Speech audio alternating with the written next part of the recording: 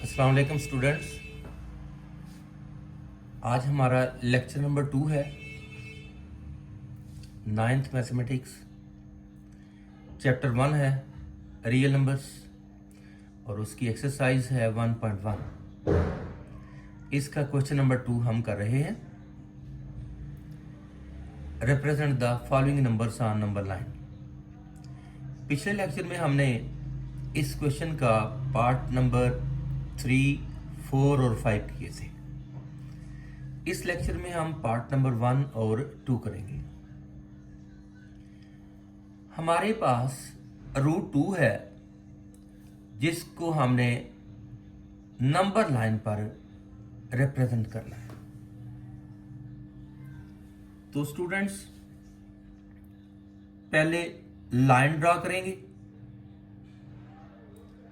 अच्छा, ये बताना था कि ये पॉजिटिव है और रूट 2 जो है ये 0 से बड़ा है, 1 से बड़ा है और 2 से छोटा है। फिर सुने मैंने क्या कहा है, ये पॉजिटिव नंबर है और ये 1 से बड़ा और 2 से छोटा है। अपने कैलकुलेटर से आप डिवाइड करके देख लें, 1 पॉइंट समथिंग इसका आंसर आएगा, 1 से बड़ा और 2 से छोटा। अब रूट 2 को नंबर लाइन पर रिप्रेजेंट करना है। इसकी लेंथ कैसे हम निकालेंगे 0 से लेकर आगे के रूट 2 तक। ये नंबर जो है 1 से बड़ा और 2 से छोटा का मतलब है ये 1 और 2 के बीच में है, कहीं यहां। अच्छा, मैंने लाइन बनाई है, उस पर नंबर किस तरह पुट किए, राइट लेफ्ट साइड पर मैंने 0 पुट कर दिया है और मुनासिब स्पेस के बाद या डिस्टेंस के बाद नंबर 1 मार्क किया और 2 मार्क किया। 2 तक ही काफ़ी है क्योंकि ये नंबर जो है ये 1 और 2 के बीच में है कहीं।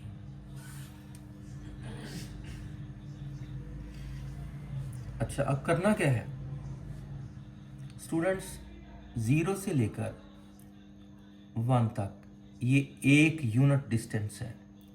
मैंने इस लाइन के ऊपर 2 यूनिट लिए हैं यहाँ तक, ये 1 यूनिट और फिर ये दूसरा यूनिट। यूनिट का मतलब 1 centimetre, 1 metre, 1 millimetre, 1 kilometre unit को शो करता है, जो कि फिलहाल नहीं है। साथ ऐसे यूनिट लगा दें। अच्छा, 0 से 1 तक ये 1 यूनिट है। अब 1 से मैंने परपेंडिकुलर लाइन ऊपर को लेनी है और उस लाइन में से भी मैंने कंपास की मदद से यूनिट 2 लेंथ काट लेनी है। मतलब ये कि जितनी लेंथ हमारी यहां से लेकर यहां तक है, इतनी कंपास की हेल्प से हमने यहां से यहां काट लेनी है। ये देखो मैंने काटा 0 to 1 लेंथ 1 यूनिट और 1 से ये ऊपर तक 1 यूनिट लेंथ लेनी है जो 1 के ऊपर परपेंडिकुलर होगा। अब परपेंडिकुलर क्या है, एक लाइन पर ये लाइन जो परपेंडिकुलर है ये कॉर्नर में 90 का एंगल बना देगी।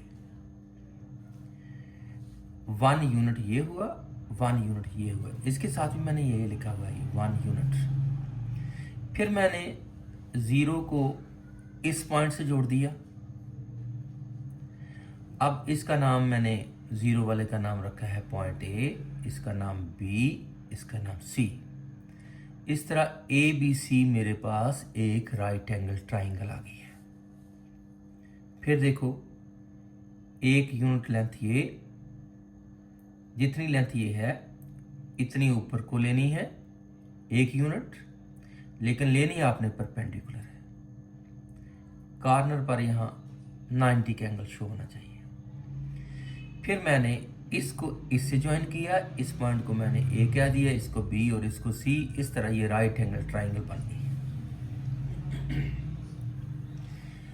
राइट एंगल ट्राइंगल की जो अपोजिट साइड होती है, इस वक्त राइट एंगल की अपोजिट साइड है हमारे पास ए सी। राइट एंगल की अपोजिट साइड को हम हाइपोटेनस कहते हैं। ये हमारा हाइपोटेनस है और आमतौर पर जो नीचे होती है उसको बेस कहते हैं और खड़ी लाइन को हम परपेंडिकुलर कह देते हैं। लिहाजा ये राइट एंगल ट्राइंगल है। इस पर हम पैथागोरस थ्योरम अप्लाई करेंगे पाइथागोरस ने राइट एंगल ट्राइंगल के लिए एक फार्मूला डिजाइन किया था, वो ये था, in right angle triangle A B C by using Pythagoras theorem, वो ये था, हाइपोटेनस का square is equal to base का स्केयर प्लस परपेंडिकुलर का स्केयर। ये हमें पाइथागोरस ने बताया था जी, राइट एंगल ट्राइंगल के लिए सिर्फ। तो हाइपोटेनस यहाँ है AC का स्केयर हुआ, इक्वल टू के बाद बेस AB का स्केयर हुआ, प्लस के बाद परपेंडिकुलर BC का स्केयर हुआ। पाइथागोरस थ्योरम अप्लाई किया तो AC का square is equal to AB length जो है वो 1 यूनिट है, BC लेंथ भी आपकी 1 यूनिट है, यहाँ 1 यूनिट का स्केयर आ गया, 1 यूनिट का स्केयर आ गया, इसका आ गया 1, इसका 1 आ गया और 1 + 1 2 हो गया। तो AC का स्केयर जो है बच्चों वो आ गया है 2। अब मुझे वैल्यू चाहिए ओनली AC की, स्केयर नहीं चाहिए ऊपर। स्केयर को खत्म करने के लिए स्टूडेंट मैंने ये लिया है स्केयर रूट, और दूसरी साइड का भी फिर स्केयर रूट लिया है, क्योंकि इक्वेशन में दोनों साइडों को बैलेंस रखना होता है, इसलिए जो इधर लगाया है इधर भी वही अप्लाई होगा। अब स्केयर से स्केयर रूट कैंसिल हो जाएगा, या स्केयर रूट से स्केयर कैंसिल हो जाएगा। जिस तरह टी को अगर आपने कैंसिल करना है तो टी के रूट से कैंसिल करते हैं, उससे रूट भी ख़त्म हो जाता है और टी भी ख़त्म हो जाता है। तो यहाँ भी ऐसा ही है, स्केयर भी ख़त्म हो जाएगा और स्केयर का रूट भी ख़त्म हो जाएगा। AC जो है हमारे पास √2 यूनिट आ जाता है, मतलब यहाँ से लेकर यहाँ तक हमारे पास √2 यूनिट है, ये डिस्टेंस। अब आपने क्या करना है, कंपास को √2 यूनिट खोल लेना है। कंपास √2 यूनिट खोलने के बाद मैं बताता हूं कैसे। कंपास को, ये कंपास है मेरे पास, इसको यहाँ A पे रखें और सीता खोलें, ये ऐसे, और ऐसे आपने आर्क लगाते जाना है। तो आर्क लगाते जाना है, डॉटेड में लगाएं आर्क, यहाँ आके आर्क जो है यहाँ लाइन को टच कर देगी यहाँ पर। क्योंकि यहाँ से लेकर यहाँ तक √2 यूनिट है, तो फिर यहाँ से यहाँ तक भी √2 यूनिट है, क्योंकि आर्क लगी हुई है। यहाँ भी √2 यूनिट है, यहाँ भी √2 यूनिट है। तो ये जो यहाँ टच किया है इसको सर्कल करके कह देंगे ये √2 यूनिट है। इस तरह √2 यूनिट को मैंने नंबर लाइन पर रिप्रेजेंट कर दिया है। उसके लिए एक राइट एंगल ट्राइंगल बनी है जिसका बेस 1 यूनिट है और परपेंडिकुलर भी 1 यूनिट है। उस पर पाइथागोरस थ्योरम अप्लाई किया है और AC की वैल्यू मैंने निकाल ली है, और AC की वैल्यू निकली है √2। तो कंपास A से लेकर C तक जो है वो √2 है। कंपास को A पे रखा, C तक खोला, आर्क लगाई। अब कंपास जिधर जिधर जाएगी √2 ही होगा। तो यहाँ आके टच किया तो ये भी √2, यहाँ से लेकर यहाँ तक आपका डिस्टेंस जो बनता है, वो लेंथ जो बनती है वो √2 यूनिट है। तो इस तरह हमने √2 यूनिट को नंबर लाइन पर रिप्रेजेंट कर दिया है। तो एक और पार्ट इसके लिए करते हैं। अब इसके लिए है दूसरा √3 यूनिट। स्टूडेंट्स √3 यूनिट है। इसके लिए मैंने डायग्राम उससे जरा थोड़ी बड़ी बनाई है। बड़ी इसलिए बनाई है कि साफ हो और आपको क्लियर पता चल जाए कि क्या किया हमने। √3 को नंबर लाइन पर रिप्रेजेंट करना है। पार्ट नंबर ये 2 होगा आपका, पार्ट नंबर है 2, और नंबर लाइन पर हमने रिप्रेजेंट करना है √3 को। उसके लिए क्या करना है, दो राइट एंगल ट्राइंगल बनेगी, 1 यूनिट लेंथ, 1 यूनिट लेंथ, और इसका हाइपोटेनस AC। फिर C पर परपेंडिकुलर ड्रॉ करना है 1 यूनिट लेंथ का, यहां से यहां तक 1 यूनिट। फिर देखें यहां से लेकर यहां तक 1 यूनिट, यहां से लेकर यहां तक 1 यूनिट, और AC पर आपने पॉइंट C पर AC लेंथ जो है उसके पॉइंट C पर भी आपने परपेंडिकुलर ड्रॉ करना है, और उसमें से भी कंपास से आपने 1 यूनिट लेंथ को काट लेना है। इस तरह ये भी स्टूडेंट 1 यूनिट लेंथ, ये भी 1 यूनिट लेंथ, और ये भी 1 यूनिट लेंथ। यहाँ पर भी 90 का एंगल बनेगा और यहाँ पर भी 90 का एंगल बनेगा। अब देखें ज़रा, पहले वाला पिछला प्रोसेस अप्लाई होने लगा है। In right triangle ABC bye using Pythagoras theorem, 90 degree की अपोजिट साइड है AC, इसको हम हाइपोटेनस कहेंगे। फार्मूला है हाइपोटेनस का स्केयर AC का स्केयर इक्वल टू बेस का स्केयर AB का स्केयर प्लस परपेंडिकुलर का स्केयर BC का स्केयर। क्योंकि AB 1 यूनिट लेंथ है, ये मैंने मार्क की हुई है, इधर भी की हुई है, तो यहाँ 1 आ गया, यहाँ 1 आ गया, 1 का स्केयर 1 आ गया, 1 का स्केयर 1 आ गया, ये 2 हो गया। और AC का आंसर लेने के लिए स्केयर को ऊपर से कैंसिल करना है। स्केयर को कैंसिल करने के लिए मैंने लिया है स्केयर रूट बोथ साइड का। ये स्केयर से स्केयर रूट कैंसिल हो गया, और AC लेंथ जो है वो √2 यूनिट आ गई हमारे पास। AC लेंथ √2 यूनिट, ये मैंने लिख दिया इसके साथ, ये AC है √2। अब मैंने जब AC के पॉइंट C पर परपेंडिकुलर लेंथ ली है, ये 90 का एंगल कोने में बना है ये, तो मैंने CD जो है ये भी 1 यूनिट लेंथ कट कर लिया कंपास से। कंपास देखे कैसे जी, देखना जरा स्टूडेंट्स, यहां से लेकर यहां तक 1 यूनिट हो गया,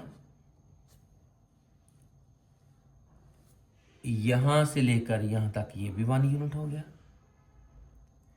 और यहां से लेकर यहां तक ये जो परपेंडिकुलर था उसमें से 1 यूनिट मैंने काट लिया। जब परपेंडिकुलर लिया तो उस पॉइंट का नाम मैंने D रखा, A को मैंने D से ज्वाइन कर दिया। अब मेरे पास एक और राइट एंगल ट्राइंगल आ गई है, उसका नाम है ACD। उसका C पर चूंकि 90 का एंगल है और उसकी अपोजिट साइड है AD, तो ACD जो राइट एंगल ट्राइंगल है उसका AD जो है ट्राइंगल का हाइपोटेनस है, और ये AC जो नीचे वाली ट्राइंगल का राइट एंगल ट्राइंगल का हाइपोटेनस था AC, इस ट्राइंगल का ACD का बेस बन गया है। AD हाइपोटेनस, AC इसका बेस बना, CD इसका परपेंडिकुलर हुआ। इस पर मैंने पाइथागोरस थ्योरम अप्लाई किया है। In right triangle ACD applying Pythagoras theorem, AD square equal to base AC square plus perpendicular CD का स्क्वेयर। अब AC जो है आपका, पिछली ट्राइंगल से हम उसकी वैल्यू निकाल चुके हैं, वो √2 यूनिट है। AC आपका √2 है, उसका स्क्वेयर हो गया, प्लस CD आपका 1 है, यहां से यहां तक 1 का स्क्वेयर हो गया। दोबारा देखें, AC आपका जो है वो √2 है, उसका स्क्वायर ले लिया, CD आपका 1 है, उसका स्क्वायर ले लिया, ये स्क्वायर और स्क्वायर रूट कैंसिल हो गया, यहाँ 2 आ गया, इसका 1 आ गया, इस तरह ये 3 आ गया। और AD की वैल्यू लेने के लिए स्क्वायर को ख़त्म करने में बोथ साइड का स्क्वायर रूट लिया मैंने, ये देखें आपके सामने है, स्क्वायर और स्क्वायर रूट कैंसिल हो गए। इस तरह AD लेंथ मेरे पास √3 यूनिट आई है। मतलब ये कि A से लेकर डी तक लेंथ जो है वो √3 यूनिट है, ये मैंने लिखा है। अब आपने कंपास को ए पर रखकर डी तक खोल लेना है। ए से डी तक लेंथ जो है आपकी √3 यूनिट कंपास खोल जाएगी। इस तरह ए पे रखी, डी तक कंपास खोल ली और ये आर्क लगाई है, आर आकर इस साइड को टच कर जाएगी। कंपास कितनी खुली हुई है जी? √3 यूनिट खुली हुई है। तो ये आके टच कर गई, तो यहां से लेके जो कि हमारा 0 पॉइंट था, 0 से लेकर यहां तक आपकी लेंथ जो निकली है वो √3 यूनिट निकली है। उसको मैंने सर्कल दिया और एरो लगा के ऊपर लिख दिया √3। तो हमारा जो √3 था वो 1 से बड़ा था और 2 से छोटा था। कैलकुलेट करके देख लें, कैलकुलेटर से √3 लें, 1 से बड़ी वैल्यू आएगी और 2 से छोटी आएगी। मतलब हमारा √3 जो है वो 1 और 2 के बीच में था और वो आया है यहाँ पर। इस तरह √3 को भी हमने नंबर लाइन पर रिप्रेजेंट कर दिए है। इसके साथ आज का लेक्चर ख़त्म हुआ। आपसे रिक्वेस्ट है कि मेरे चैनल को लाइक करें, शेयर करें और सब्सक्राइब करें और बेल आइकन को भी प्रेस करें ताकि आने वाली तमाम वीडियोस आप तक पहुंच सकें। Thank you so much. अल्लाह हाफिज़।